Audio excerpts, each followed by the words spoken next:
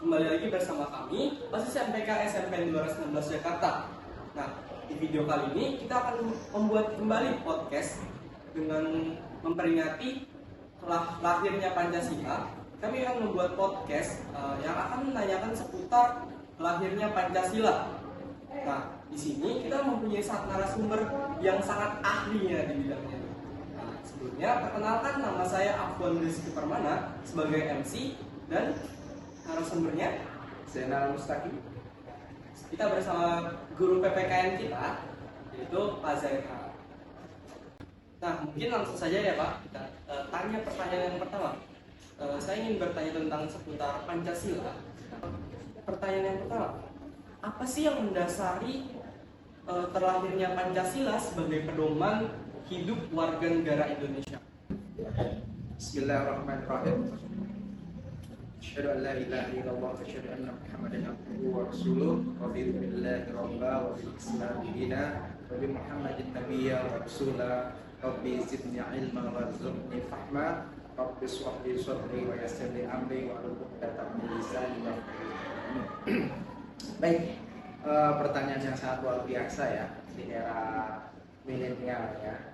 Pertanyaannya luar biasa. Jadi ini berkaitan dengan salah satu adalah sejarah tentang lahirnya Pancasila yang akan kita peringati hari Sabtu 1 Juni 2020.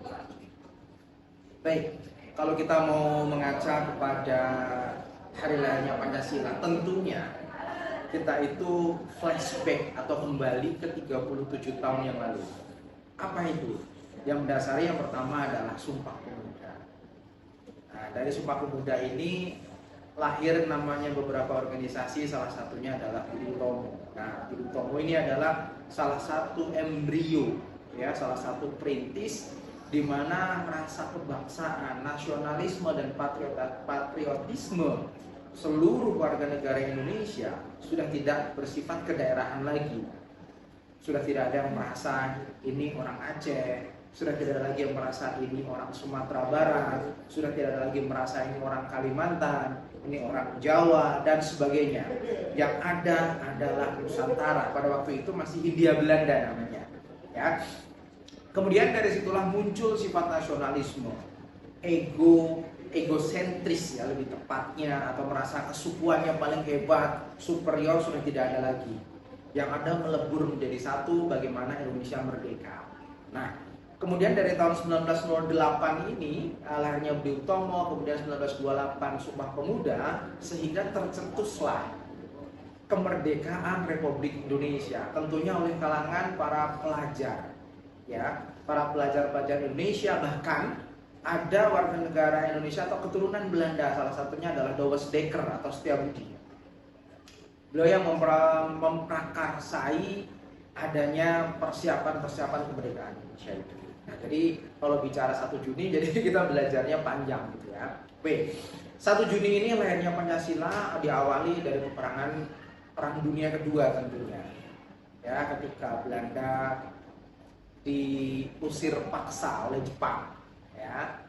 Karena penjajahan Jepang pada tahun 42 sampai tahun 45. Nah, dari situlah ada pasukan sekutu, ya. Ya, sekutu itu yang diibaratkan dengan, kalau kita singkatnya adalah ABCD, melawan salah satu kekuatan negara Roberto. Roberto itu adalah Roma, Berlin, Tokyo.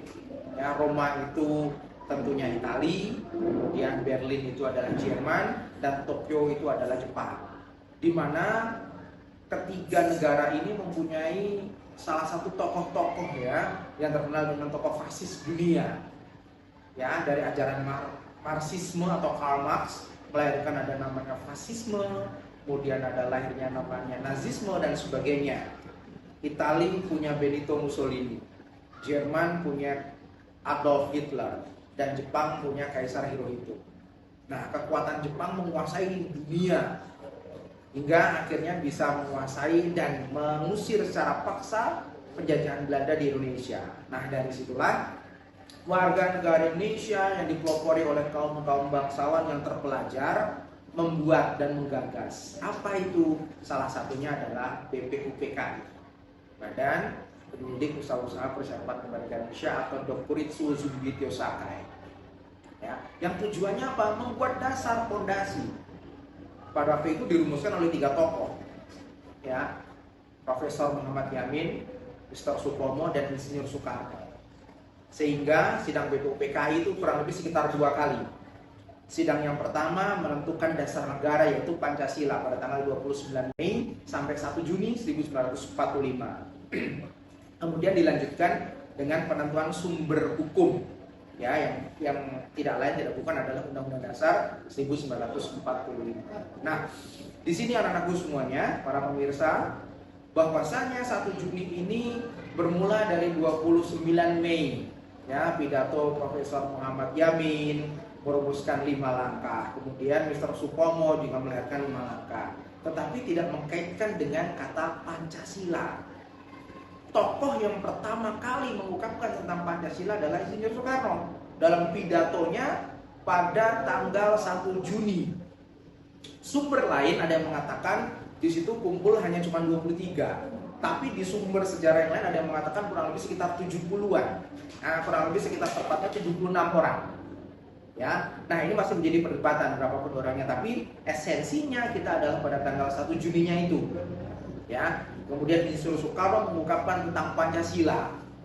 Ya, dari Pancasila itu kita harus tahu dulu arti dari Pancasila. Nah, Pancasila itu berasal dari bahasa Sanskerta. Panca itu artinya 5, sila itu artinya sendi, asas atau ide. Jadi Pancasila itu ada 5. Nah, sudah dibuatkan 5 gagasan yang nantinya akan dimasukkan ke dalam Piagam Jakarta, ya, yang dipelopori oleh Insinyur Soekarno, ya, panitia 9, panitia kecil, dan sebelumnya BPUPKI diketuai oleh Dr. Rajiman Widyodiningrat. Nah, setelah dibuatkan yang namanya 5 sila itu menjadi kontroversi kembali. Di mana itu di sila pertamanya? Ya, sila pertamanya adalah ketuhanan dengan kewajiban menjalankan syariat Islam bagi pemeluk-pemeluknya. Kita tahu bahwasanya Indonesia itu bukan hanya terdiri dari mayoritas Islam. Ya, ada orang-orang non-Muslim, terutama orang-orang Indonesia bagian timur.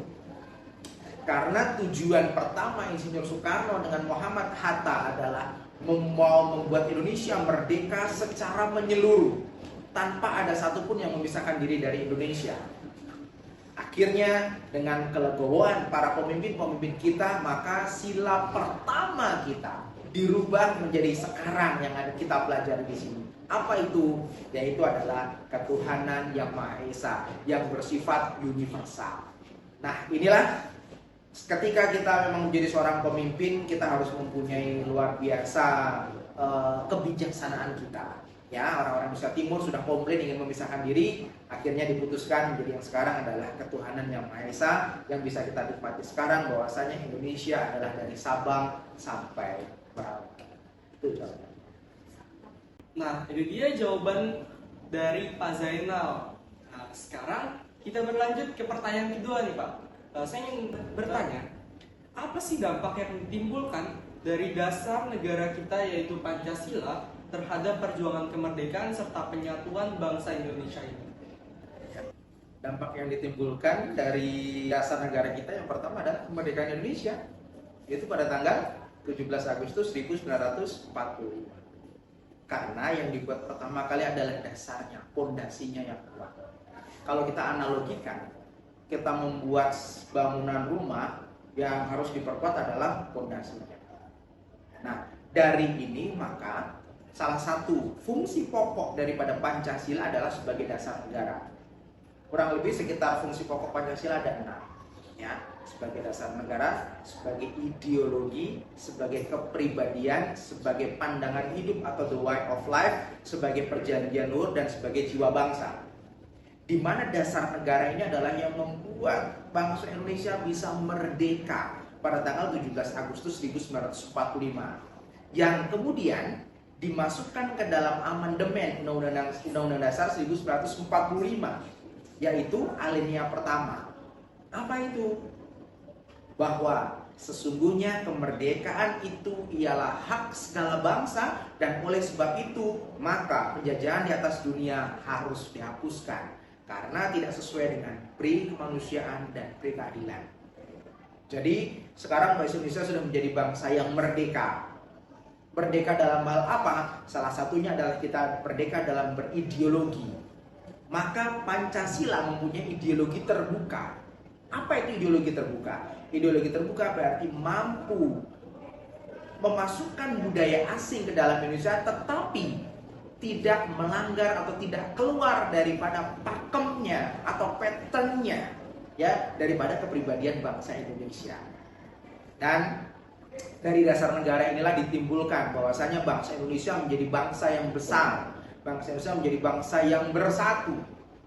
Maka dikuatkanlah dalam cengkeraman burung Garuda, yaitu Bhinneka Tunggal Ika. Berbeda-beda tetapi tetap satu juga.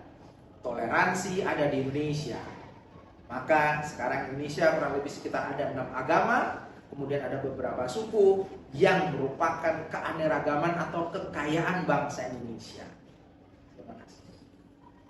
Nah, langsung saja ke pertanyaan yang ketiga nih.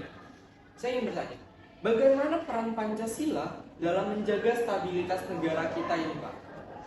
Ya, salah satu bentuk atau peran Pancasila menjaga politik dan stabilitas kita adalah yang pertama di semua lini.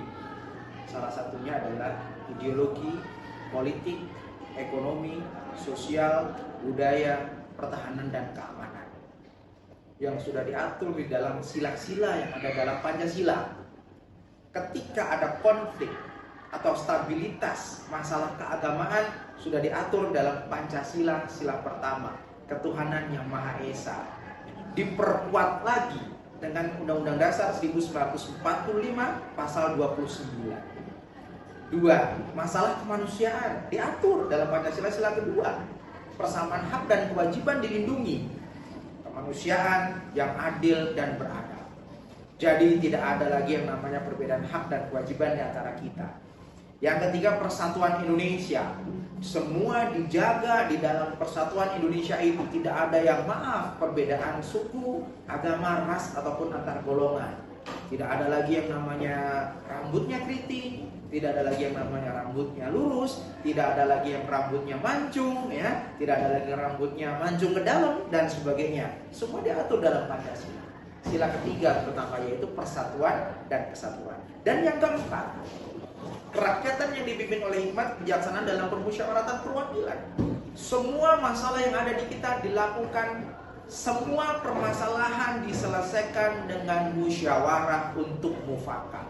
Bahkan kalau tidak bisa dengan cara musyawarah mufakat, maka dibuatlah yang namanya voting atau suara terbanyak. Seperti halnya sudah kita lakukan, apa itu kemarin?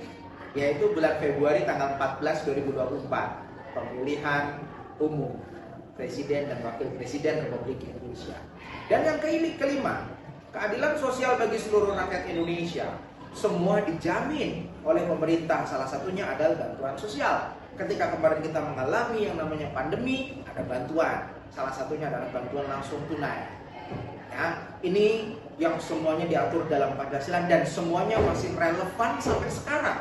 Buktinya, setiap instansi sekolahan sekarang melakukan atau bahkan mewajibkan yang namanya P5.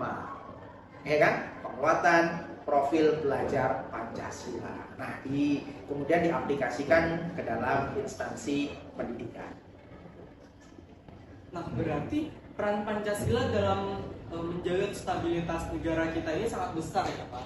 Nah, selanjutnya kita akan melanjutkan ke pertanyaan yang keempat, yaitu apa pendapat Bapak dan solusi terkait Pancasila yang tidak diamalkan pada kehidupan sehari-hari ini, Pak? Ya. Pertanyaan yang luar biasa ya. Dampak yang diakibatkan apabila kita tidak mengamalkan Pancasila, pasti akan terjadinya konflik. Konflik yang besar itu pasti bermula dari hal-hal yang kecil yang tidak terselesaikan dengan baik. Ingat bahwasanya kejahatan yang struktur, yang sistematis akan mengalahkan kebenaran yang diabaikan. Jadi fungsi Pancasila sebagai bangsa Indonesia, bangsa yang besar dan heterogen ini adalah sebaiknya menjadikan landasan ideal bagi kita dalam kehidupan bermasyarakat, berbangsa maupun bernegara. Karena di dalam sila-sila Pancasila itu sudah mengandung atau mengatur kehidupan kita, antar kita manusia dengan sang pencipta atau sang Khalik, dan manusia dengan manusia. Aturan semuanya sudah ada di sana. Maka apabila kita tidak berpedoman kepada pengamalan Pancasila, maka pasti akan timbul kasus-kasus atau konflik. Jadi salah satu kasus atau konflik yang pernah terjadi di Indonesia karena kurangnya pemahaman terhadap pengamalan Pancasila. Nah, itu semua jawaban dari Pak Zainal. Yang pertanyaannya, yang pertama, apa yang mendasari terlahirnya Pancasila sebagai pedoman hidup warga negara Indonesia? Yang kedua, dampak apa yang ditimbulkan dari dasar negara kita, yaitu Pancasila, terhadap perjuangan dan penyatuan bangsa kita? Nah, yang ketiga, bagaimana peran Pancasila dalam menjaga stabilitas negara kita? Nah, yang keempat, apa pendapat Bapak dan solusi terkait Pancasila yang tidak diamalkan dalam kehidupan sehari-hari kita? Tidak berasa kita sudah berada di penghujung video podcast kali ini.